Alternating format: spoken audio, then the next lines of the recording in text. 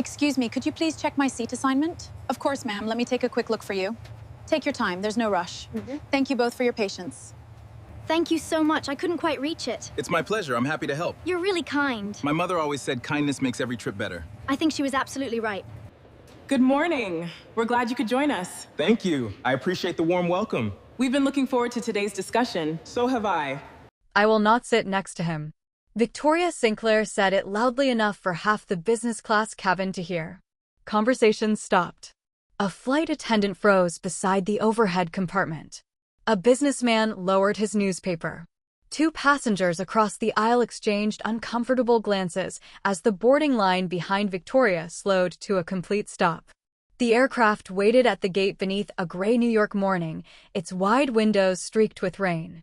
Soft cabin lights reflected across polished armrests and crystal water glasses. Outside, ground crews moved beneath the wings while luggage carts rolled through the mist. Inside seat 4A, Marcus Williams quietly looked up. He was a black man in his mid-40s, broad-shouldered, calm, and neatly dressed in a simple charcoal suit with no visible designer label. A silver watch rested beneath his cuff. His leather travel bag fit comfortably beneath the seat in front of him. Nothing about him demanded attention. Victoria appeared to believe that proved he did not belong there. She stood in the aisle wearing a cream cashmere coat over an expensive black dress. Diamonds caught the cabin light at her ears. A structured handbag hung from one arm while her boarding pass trembled slightly between manicured fingers. Her assigned seat was 4B, directly beside Marcus. Senior flight attendant Emily Carter approached with a practiced smile. "Good morning, ma'am. Is there a problem with your seat?" Victoria lowered her voice only slightly. "Yes, there clearly is." She glanced toward Marcus without addressing him. "I paid for business class. I expect an appropriate seating arrangement." Emily's expression remained professional. "Seat 4B is the seat listed on your ticket." "I understand what the ticket says." Victoria's eyes narrowed. "I'm asking you to move me." The cabin remained painfully quiet. Marcus closed the book resting on his lap. He did not look angry. He did not appear embarrassed. Only tired. Emily checked the digital seating chart on her tablet. "I'm afraid the cabin is full today." Victoria gave a cold laugh. "Then move him." Several passengers visibly reacted. A woman near the window shook her head. Someone farther back whispered, "Unbelievable." Marcus slowly stood. He was taller than Victoria expected, yet his posture remained relaxed. "There's no need for this to become difficult," he said. His voice was low and composed. Victoria looked at him as though his calmness irritated her more than anger would have. "I wasn't speaking to you." Marcus nodded once. "I understand." Emily turned toward him. "Sir, you don't need to move. This is your assigned seat." Marcus glanced around the cabin. A child watched from 2 rows behind. An elderly woman clutched her purse with both hands. Passengers waited in the aisle, caught inside a moment none of them had asked to witness. Marcus offered Emily a faint smile. "If there's another seat anywhere on the aircraft, I'm willing to take it." "There isn't," Emily replied softly. Victoria crossed her arms. "Then I'll wait until you solve it." The rain tapped against the windows. For several seconds, no one moved. Then a man seated in the rear section raised his hand. "My wife and I are separated by an aisle." He looked toward Marcus. "I can switch with you if the crew approves." Emily checked the chart again. "It's an economy class seat." Marcus picked up his travel bag. "That's fine." Victoria looked surprised. "You're giving up this seat?" Marcus met her eyes for the first time. "Yes. Not because you asked." The unspoken words seemed to hang between them. He stepped into the aisle, allowing Victoria to pass. She sat without thanking him, without apologizing, without looking back. Marcus walked toward the rear cabin while passengers silently watched him go. As he passed Emily, she whispered, "I'm sorry, sir." Marcus smiled gently. "You didn't cause this." He continued down the aisle and took the smaller seat beside the window. The aircraft doors closed minutes later. Victoria adjusted her coat, ordered champagne, and opened her laptop as though nothing had happened. She had no idea the quiet man she had forced from business class was flying to London to complete the acquisition of Sinclair Global. She had no idea her company depended on his signature. And she had no idea that within 24 hours, the seat she had refused would become the least important thing she was about to lose. The aircraft climbed steadily through layers of gray clouds, leaving the rain-soaked skyline of New York behind. Inside the cabin, the soft hum of the engines settled into a comforting rhythm. Reading lights glowed above sleeping passengers. Crystal glasses reflected the warm cabin lighting while flight attendants quietly moved through the aisle, serving breakfast with practiced elegance. Near the back of the aircraft, Marcus Williams sat beside the window in seat 28A. The seat was smaller than the one he had purchased. His knees barely fit beneath the tray table. Yet he never complained. He simply looked through the oval window as the morning sunlight slowly broke above the clouds, painting the endless sky in shades of gold and silver. Across the aisle, an elderly white woman struggled to lift her handbag into the overhead compartment. Before anyone could ask, Marcus stood. "Allow me." His voice remained gentle. She smiled with visible relief. "Thank you, young man." It was getting heavier every minute. Marcus laughed softly. "I think luggage has a way of doing that." The nearby passengers smiled. A little boy seated one row ahead turned around. "Mom, he's really tall." His mother looked embarrassed. "I'm sorry." Marcus leaned slightly toward the child. "My mother used to say tall people are just closer to the sunshine." The boy laughed. "So that's why you smiled when you looked out the window?" Marcus nodded. "Maybe." The child smiled back before returning to his coloring book. A few minutes later, senior flight attendant Emily Carter walked quietly toward Marcus carrying a tray. She paused beside his seat. "Mr. Williams?" He looked up. "Yes." She lowered her voice. "I wanted to apologize again." Marcus gently shook his head. "You've already apologized." "I know." Emily hesitated. "I still feel responsible." Marcus accepted the cup of coffee she handed him. "You handled the situation professionally." "I appreciate that." Emily looked toward the business class curtain separating the two cabins. "I wish I could have done more." Marcus smiled. Sometimes kindness is enough. Those simple words stayed with her. She had worked international flights for nearly 20 years. She had met celebrities, politicians, professional athletes, Fortune 500 executives. Many expected special treatment. Few responded to embarrassment with such quiet dignity. Back in business class, Victoria Sinclair comfortably reviewed financial reports on her laptop. Every so often she glanced toward the rear cabin. Only briefly. She told herself she wasn't thinking about the man she had refused to sit beside. She was thinking about tomorrow's board meeting in London. Sinclair Global had entered difficult negotiations over the past several months. Investors had grown impatient. Share prices had begun to slide. Rumors of a potential acquisition filled financial news channels. Victoria believed she still controlled the situation. She had no reason to think otherwise.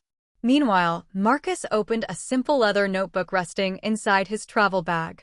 Instead of reviewing billion-dollar contracts, he carefully read handwritten notes from a youth scholarship foundation he personally funded. Several pages contained photographs. Students graduating from college. Young entrepreneurs opening their first businesses. Letters written in uneven handwriting thanking an anonymous donor who had quietly paid their tuition.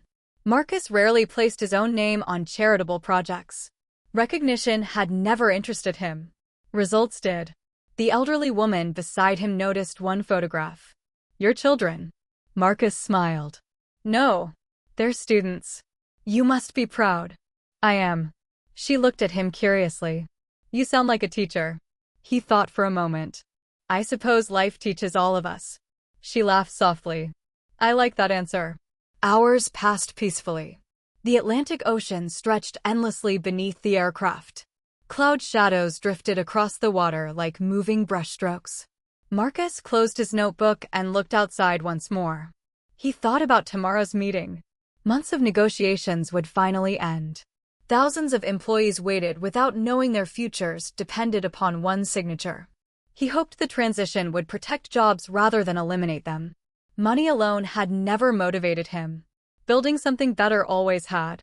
Far ahead in business class, Victoria confidently closed another financial presentation. She believed the next 24 hours would strengthen her position. She could not imagine that the quiet man she had dismissed without a second thought was already carrying the future of her entire company inside the same aircraft. Neither of them spoke again for the remainder of the flight. But destiny, like the airplane itself, was steadily carrying them toward the same destination. By the time Flight 217 crossed the Irish Sea, Victoria Sinclair had already answered 37 emails, approved 2 investment proposals, and rejected a third without reading beyond the executive summary. Efficiency had become her greatest source of pride. Or so she believed. She closed her laptop and leaned back in the wide leather seat of business class as a flight attendant quietly collected her breakfast tray. Outside the window, soft afternoon sunlight reflected across endless clouds, transforming the sky into a sea of gold. Victoria barely noticed. Her attention remained fixed on tomorrow morning. London. The board meeting. The acquisition rumors. For nearly 8 months, Sinclair Global Holdings had struggled against mounting financial pressure. International competitors were growing stronger. Investors had become impatient. Every financial news outlet seemed convinced that a major restructuring was inevitable. Victoria refused to believe any of it. She had spent nearly 25 years climbing through one of Europe's oldest investment firms. She came from privilege. Private schools. Elite universities. Family connections that opened doors long before she learned how to knock. Success had never seemed accidental. It had always felt deserved. Somewhere along the way, she quietly began believing that those who possessed wealth naturally possessed greater judgment. That belief shaped almost every decision she made. She rarely remembered the names of receptionists. She spoke to hotel staff without making eye contact. She considered flight attendants part of the furniture surrounding luxury travel. Respect, in her mind, flowed upward, not downward. Across the aisle, another passenger smiled politely as she passed on the way to the restroom. Victoria returned only a brief nod before opening another financial report. Numbers comforted her. People often complicated them. Several rows behind the business class curtain, Marcus Williams helped the elderly woman beside him retrieve a bottle of water from her bag. He laughed quietly as the little boy across the aisle proudly showed him a drawing of an airplane flying above bright blue clouds. The contrast between the two cabins could not have been more striking. In business class, conversations centered around quarterly earnings, investment portfolios, and executive appointments. In economy, strangers exchanged travel snacks, helped one another with luggage, and smiled without asking what anyone did for a living. Emily Carter noticed both worlds as she continued serving passengers. After 20 years in aviation, she had learned something unusual. Character revealed itself more clearly at 35,000 feet than almost anywhere else. Luxury removed inconvenience. Long flights removed pretense. People eventually became exactly who they were. As she collected another empty coffee cup, a younger flight attendant quietly whispered beside her, "Is that the woman from earlier?" Emily nodded. The one who insisted on changing seats. The younger attendant sighed. "I still can't believe how calmly he handled it." Emily glanced toward the rear cabin. Marcus was helping the little boy fasten his seatbelt before a period of expected turbulence. "He chose peace," Emily said softly. "Some people spend their entire lives learning how to do that." Back in business class, Victoria's phone connected briefly to the aircraft's satellite network. A new email appeared. Urgent. Board meeting confirmed. She opened it immediately. The message contained only a short agenda. Final ownership announcement. Attendance mandatory. She frowned. Ownership announcement? No one had informed the board of a completed transaction. She quickly sent a message to another director. "Have you heard anything?" No reply. She looked toward the cabin windows. Clouds drifted peacefully outside. For the first time during the flight, uncertainty touched her confidence. Only briefly. She dismissed it. Whatever announcement awaited London. Surely it involved someone she already knew. Someone from the same financial circles. Someone who belonged in rooms like hers. Never once did she imagine the quiet black man she had forced from the seat beside her was the individual whose signature had quietly finalized the largest acquisition in Sinclair Global's history just hours earlier. Marcus closed his notebook and looked out across the endless sky. He wasn't thinking about boardrooms. He wasn't imagining revenge. In fact, he had almost forgotten the uncomfortable moment during boarding. His thoughts remained on the employees whose futures depended upon tomorrow's decisions. He hoped they would leave the meeting with something more valuable than promises. They deserved stability, opportunity, respect. As the aircraft began its gradual descent toward London, the captain's voice echoed gently through the cabin. Ladies and gentlemen, we'll be arriving ahead of schedule. Passengers fastened their seatbelts. Laptop screens closed. Window shades lifted. Neither Marcus nor Victoria spoke another word. Yet in less than 24 hours, they would meet again. Not as strangers on an airplane, but across a boardroom table where wealth would matter far less than character. The aircraft touched down at Heathrow Airport beneath a pale London afternoon. Rain had stopped only moments before landing, leaving long silver streaks across the runway that reflected the soft glow of the airport lights. As the engine slowed and the aircraft taxied toward the terminal, passengers reached for their phones almost in unison. Seatbelts clicked open. Overhead bins swung upward. Conversations returned to the cabin after 7 hours of silence above the Atlantic. Victoria Sinclair remained seated in business class. She disliked standing in crowded aisles. Instead, she waited while everyone around her hurried to collect briefcases and expensive coats. Senior flight attendant Emily Carter moved through the cabin with the familiar smile she had worn throughout the flight. "Thank you for flying with us today." She stopped beside Marcus, who had quietly returned to the front of the aircraft after the seatbelt sign had been switched off. He had waited until the cabin settled before retrieving his carry-on bag from the overhead compartment. Emily smiled warmly. "Mr. Williams." He looked at her. "Yes, I wanted to thank you." Marcus appeared surprised. "For what?" "For making a difficult situation easier for everyone." Marcus looked around the cabin. Passengers were laughing, gathering their belongings, and preparing to leave. No one enjoys uncomfortable moments. He smiled gently. If giving up a seat helped the flight begin peacefully, it was worth it. Emily lowered her voice. Most people would have argued. Marcus shrugged lightly. Winning an argument isn't always the same as doing the right thing. Those words lingered in Emily's mind long after he picked up his bag. A businessman standing nearby had overheard the conversation. He quietly stepped toward Marcus. "Sir." Marcus turned. "I saw what happened before takeoff." Marcus nodded politely. The man extended his hand. "I just wanted to say, you handled yourself with remarkable dignity." Marcus accepted the handshake. "Thank you. I appreciate that." Nearby, the elderly woman from economy class slowly approached. "You forgot something." She held out a small notebook Marcus had accidentally left inside the seat pocket. He smiled. "I thought I'd lost it." She laughed.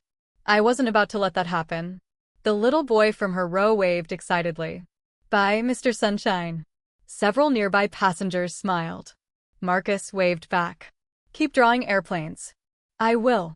The child grinned before disappearing into the moving crowd. Victoria watched the brief exchange from several rows away. She frowned. She couldn't understand why strangers seemed naturally drawn toward him. To her, he was simply another passenger. Nothing more. She picked up her designer handbag and stepped into the aisle without looking in his direction. Outside the aircraft door, Heathrow's arrival corridor buzzed with travelers from around the world. Business executives hurried toward customs. Families searched for connecting flights. Airport announcements echoed softly through the glass hallways. Marcus walked at an unhurried pace. He thanked the cabin crew one final time before entering the terminal. Emily watched him disappear into the crowd. "There goes one of the kindest passengers I've met." A younger flight attendant smiled. "You know what he does for a living?" Emily shook her head. "No. And honestly, I don't think it matters." Meanwhile, Victoria walked quickly toward the VIP immigration lane while speaking on her phone. Yes, I'll be at the board meeting first thing tomorrow. She smiled confidently. Everything is under control. She had no reason to think otherwise. Marcus exited the terminal through a separate corridor. Waiting outside was not a limousine covered in company logos. Instead, a simple black luxury sedan stood quietly near the curb. A middle-aged chauffeur opened the rear door. "Good afternoon, Mr. Williams." Marcus smiled warmly. "Good afternoon, Thomas. How was the flight?" Marcus glanced briefly toward the terminal entrance. "It was." He paused. "Interesting." Thomas smiled politely. "The board has already gathered." Marcus nodded. "Let's not keep them waiting." The sedan pulled away smoothly into London's evening traffic. Across the roadway, Victoria stepped into another luxury vehicle arranged by Sinclair Global. Neither noticed the other. One car carried a woman convinced tomorrow would strengthen her authority. The other carried the man who had already become the company's new majority owner. As the London skyline slowly appeared beyond the rain-washed streets, Marcus looked quietly through the window. He wasn't thinking about the woman who had refused to sit beside him. He wasn't planning revenge. His thoughts remained fixed on something far more important. Tomorrow, thousands of employees would wake up wondering whether they still had jobs. He intended to give them an answer they could believe in. And before the next sunset, Victoria Sinclair would discover that true power never needed to announce itself. It simply arrived, quietly. Morning sunlight poured through the towering glass walls of Sinclair Global's London headquarters, casting long golden reflections across polished marble floors and the enormous company logo displayed in the main lobby. Employees moved through the building with unusual urgency. Whispers drifted between elevators. Assistants hurried down hallways carrying folders marked confidential.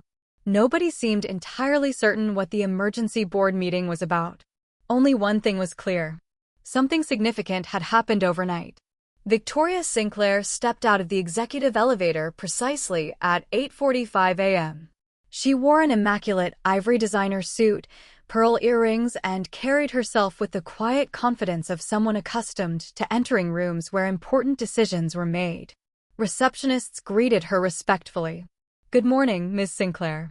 She acknowledged them with a brief nod before continuing toward the executive boardroom. Inside, nearly every board member had already arrived. 12 senior executives sat around the long walnut conference table overlooking London's skyline. Coffee remained untouched. Laptops stayed closed. The usual relaxed conversations were absent. Instead, an unusual silence filled the room. Victoria paused. "This is earlier than usual." One director looked up. "So is today's agenda." She frowned slightly. "What exactly is today's announcement?" The director simply smiled. "I think we'd better wait." At precisely 9 o'clock, CEO Richard Lawson entered the room carrying a slim leather portfolio. Normally, he began meetings with financial reports. Today, he skipped the formalities. "Good morning, everyone." He looked around the table. "Thank you for arriving on such short notice." His expression remained calm, but there was unmistakable excitement in his eyes. Last night, Sinclair Global officially completed the largest investment agreement in the company's history. Several board members exchanged surprised glances. Victoria leaned forward. "So we secured the acquisition." Richard smiled. "We did." A quiet wave of relief moved around the room. Victoria allowed herself a satisfied smile. She had expected success. She simply assumed she already knew who had made it possible. Richard continued. "Our new majority investor requested that no public announcement be made until this morning." He looked toward the closed boardroom doors. "They're here." The room fell completely silent. Richard walked toward the entrance. Without another word, he opened the door. Every board member instinctively stood. Footsteps echoed softly across the polished wooden floor. Victoria looked toward the entrance. Then, her smile disappeared. Marcus Williams walked calmly into the room. The same charcoal suit, the same quiet expression, the same black leather travel bag he had carried onto yesterday's flight. For several endless seconds, Victoria couldn't breathe. She stared at him in complete disbelief. Her mind rushed back to the airplane, the business class seat, her cold voice, the flight attendant, the passengers watching, the man she had insisted didn't belong beside her. Richard stepped forward with a welcoming smile. Ladies and gentlemen, it is my honor to introduce Mr. Marcus Williams, our new majority shareholder, our chairman of the board. Silence. No one moved. Marcus greeted each director with a warm handshake. He smiled naturally, asked about their journeys, thanked them for attending. When he finally reached Victoria, he stopped. Neither spoke. She looked at him with a face drained of color. The confident woman from yesterday's flight was gone. Only shock remained. Marcus offered the same calm smile he had shown her on the airplane. Good morning, Miss Sinclair. His voice carried no anger, no sarcasm, no satisfaction, only courtesy. Victoria struggled to answer. Mr. Williams. The words refused to come. Marcus simply nodded politely before taking his seat at the head of the table. Richard looked around the room. Mr. Williams completed the acquisition shortly after midnight. He specifically requested that today's meeting focus on the future of our employees before discussing financial returns. Several directors smiled with visible admiration. Marcus opened a single notebook. No dramatic speech. No celebration. He looked around the room. Before we discuss numbers, I'd like us to discuss people. The room became perfectly still. Victoria lowered her eyes toward the polished conference table. For the first time in many years, the wealth she had always trusted to define success offered her no protection. Not because Marcus had come to take revenge, but because she had finally discovered something far more difficult to face. The quiet man she had judged in a single moment had spent an entire lifetime becoming someone she had never taken the time to understand.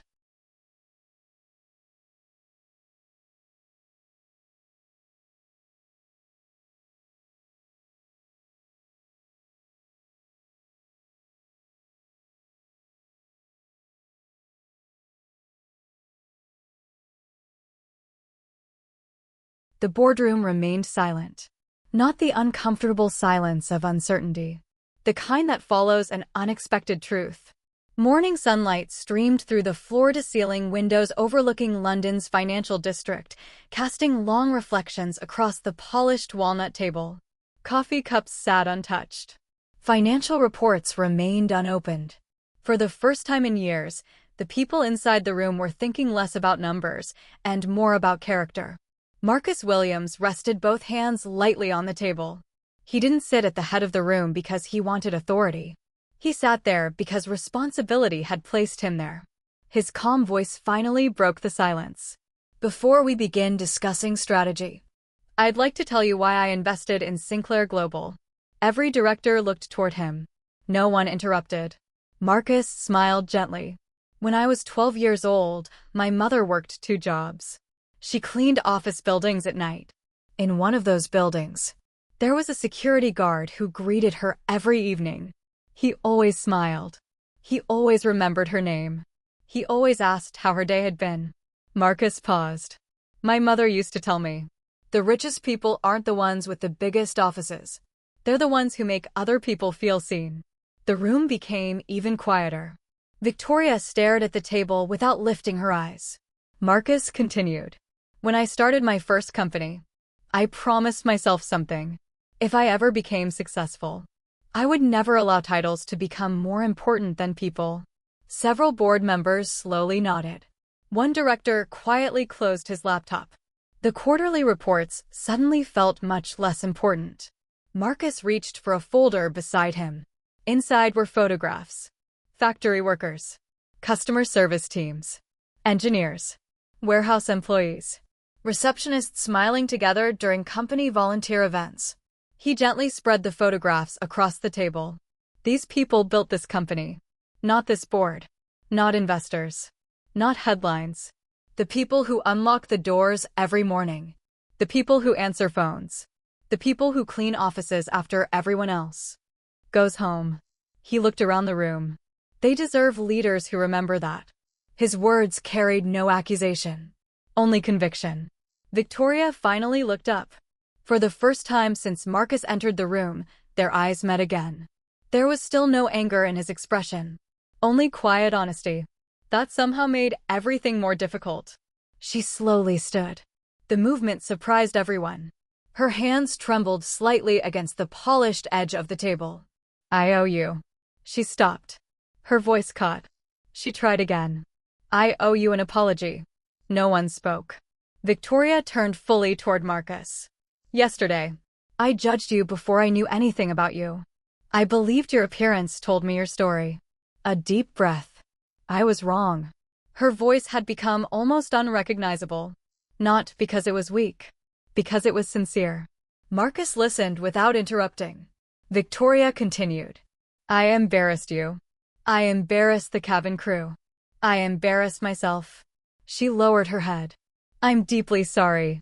The room remained completely still. Marcus waited several seconds before answering. His voice was calm. Thank you. Victoria slowly lifted her eyes. He smiled gently. I accept your apology. Relief spread across her face, but Marcus wasn't finished. Forgiveness doesn't erase what happened. It gives us the opportunity to choose what happens next. Several directors quietly nodded. Marcus looked around the room once more. I didn't invest in this company to punish anyone. I invested because I believe this company can become something better. A place where every employee, from the receptionist to the executive, is treated with the same dignity. No one looked away. Even Richard Lawson quietly smiled. For years, board meetings had centered on profits. Today, leadership had become the subject. Outside the windows, clouds slowly drifted away from the London skyline. Sunlight filled the room with a warm golden glow. Marcus carefully gathered the photographs back into the folder. The meeting would continue. Budgets would be reviewed. Strategies would be discussed. But everyone understood something had already changed. Not the ownership. Not the company. The people inside it. If this moment touched your heart, remember that respect should never be earned by wealth, titles, or appearances. It begins the moment we choose to see another person's humanity before making assumptions. Share this story with someone who believes kindness is the strongest form of leadership. ****. No one spoke for several long seconds after Marcus Williams accepted Victoria Sinclair's apology. The boardroom seemed unusually still. Outside, London's skyline shimmered beneath a clear spring sky. Sunlight reflected from neighboring glass towers, filling the room with a soft golden glow that contrasted sharply with the weight everyone felt inside. Marcus quietly closed the folder containing the employee photographs. He looked around the table. Every director waited for him to speak. Victoria remained standing. Her hands rested lightly against the back of her chair. For the first time in decades, she no longer looked like the most powerful person in the room. She looked like someone confronting the truth about herself. Marcus finally broke the silence. Please. He gestured gently toward her chair. Have a seat. Victoria hesitated, then slowly sat down. Marcus smiled faintly. Thank you. He remained standing. I've spent the last 6 months studying this company. I've reviewed every financial report, every operational plan, every investment proposal. He paused. But numbers only tell part of a story. His eyes moved slowly around the room. The other part is people. Several board members nodded. Marcus continued. I met warehouse employees who had worked here for 30 years. I spoke with receptionists who knew every visitor by name. I visited manufacturing sites. I had lunch with engineers. I listened far more than I talked. He smiled. And I discovered something remarkable. This company has extraordinary people. They simply haven't always had extraordinary leadership. The room became silent again. No one felt offended, because everyone knew he was telling the truth. Marcus opened another folder. Inside were several pages of handwritten notes. I've made a decision. Every director leaned forward. Beginning today, there will be no company-wide layoffs. A quiet wave of surprise moved through the room. Richard Lawson smiled. Several directors exchanged relieved glances. Marcus continued. Instead, We'll invest in training. We'll modernize operations. We'll create leadership development programs. And we'll build opportunities from within. He looked toward the human resources director. I want every employee to understand that this company invests in people before profits. The HR director smiled warmly. I think they'll remember that for a very long time. Marcus nodded. I hope so. He turned another page. There is one additional matter. Victoria instinctively straightened. Marcus looked directly at her. Miss Sinclair. She quietly met his eyes. You've served this company for many years. Your financial expertise has helped build valuable partnerships. She listened carefully. But leadership requires more than financial knowledge. It requires trust. Marcus paused. I will not ask for your dismissal. Several directors looked surprised. Victoria herself seemed unable to believe what she had heard. Marcus continued calmly. That decision belongs to the board. I believe accountability should always follow proper governance. Richard Lawson slowly stood. As chairman, Mr. Williams is correct. He looked around the room. The board will now vote regarding executive leadership changes based on our annual governance review. The vote proceeded quietly. No arguments. No personal attacks. Only careful consideration. Several minutes later, the corporate secretary announced the results. The motion passes. Victoria's position on the board would end immediately. Not because of one incident on an airplane, but because months of independent performance reviews had already documented repeated failures in leadership, employee relations, and corporate governance. The flight had not created those problems. It had simply revealed them. Victoria closed her notebook slowly. She stood. No anger. No excuses. Only acceptance. Before leaving the room, she looked toward Marcus. I hope. She paused. I become the kind of person who would have welcomed you onto that flight. Marcus smiled gently. I believe people can change. But change begins after honesty. Victoria nodded. So does healing. She quietly walked toward the boardroom doors. Before leaving, she turned once more. Thank you for showing me mercy when you had every reason not to. Marcus inclined his head respectfully. The doors closed softly behind her. No applause followed. No celebration. Only thoughtful silence. Marcus looked around the room one final time. The purpose of leadership, he said quietly, is not to remind people who has power. He smiled. It's to make sure everyone else has the opportunity to succeed. Around the long conference table, directors slowly closed their laptops. For the first time in many years, they were no longer discussing how to build a stronger company. They were discussing how to become better leaders. 3 months later, summer sunlight bathed the glass headquarters of Sinclair Global in a warm golden glow. The atmosphere inside the building felt noticeably different from the tense morning that had changed the company's future. Employees greeted one another by name. Receptionists smiled without feeling invisible. Executives walked through the lobby instead of disappearing into private elevators. The company hadn't simply adopted new policies. Its culture had begun to change. Marcus Williams believed real transformation was never announced in a speech. It appeared quietly, one conversation at a time. On the 15th floor, the company's largest conference room buzzed with excitement. Managers from offices across Europe had gathered for the first annual Leadership and Integrity Summit. Instead of discussing quarterly profits, today's agenda focused on something entirely different. Listening, respect, service. The room held more than 200 employees. Factory supervisors sat beside software engineers.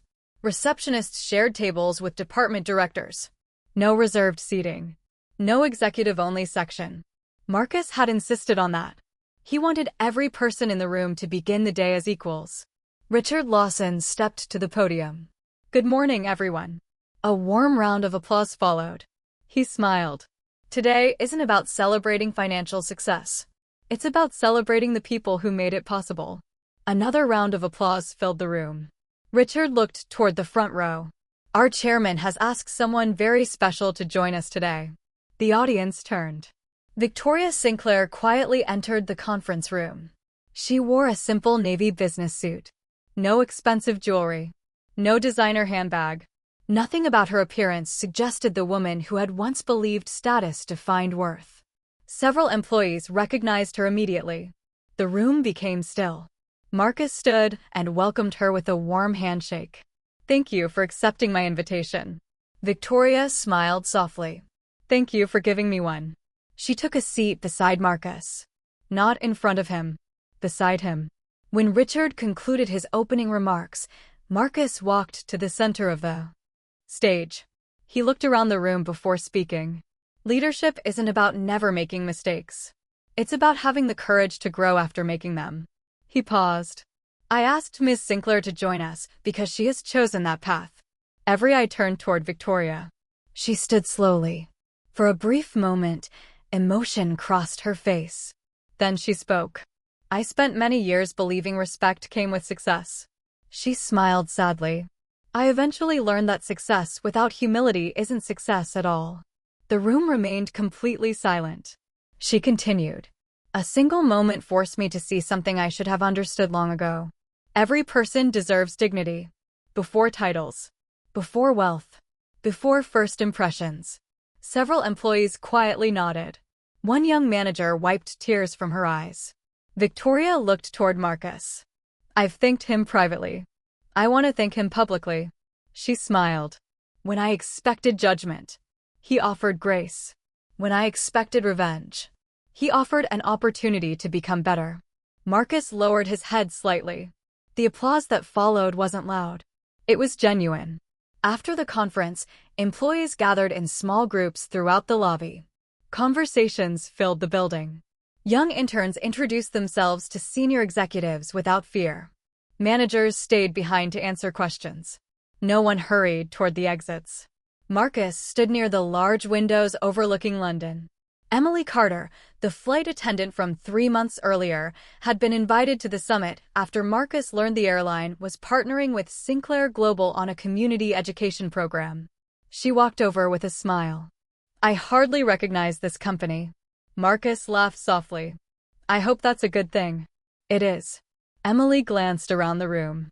"You know, I still remember that flight." Marcus looked out at the city below. "So do I. But I'm grateful it ended here." Emily nodded. "So am I." Marcus smiled quietly. "Sometimes life gives us difficult moments, so we can build better ones afterward." The late afternoon sun filled the room with warm light as employees continued talking, laughing, and exchanging ideas. The company had gained a stronger future. Victoria had gained a new perspective. Marcus had gained nothing he had been seeking. Only confirmation that kindness could accomplish what pride never could. If this story touched your heart, share it with someone who believes true success isn't measured by money or titles, but by the way we choose to treat people every single day. 1 year later, another international flight prepared for departure from New York. Morning sunlight poured across the airport terminal, reflecting from the enormous glass windows and stretching long ribbons of light across the polished floor. Travelers hurried toward departure gates with coffee cups in hand. Children laughed as they pulled colorful suitcases behind them, and boarding announcements echoed gently through the terminal. Marcus Williams walked calmly toward Gate 14 carrying the same black leather travel bag he had owned for years. Very little about him had changed. His charcoal suit remained simple. His silver watch still rested quietly beneath his sleeve.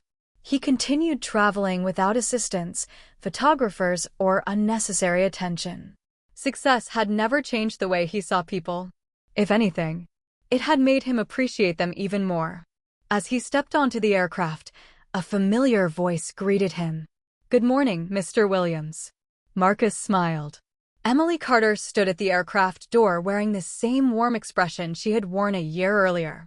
"Emily, it's good to see you again." She laughed softly. "I was hoping we'd meet on another flight." Marcus nodded. "So was I." She handed him his boarding pass. "Business class."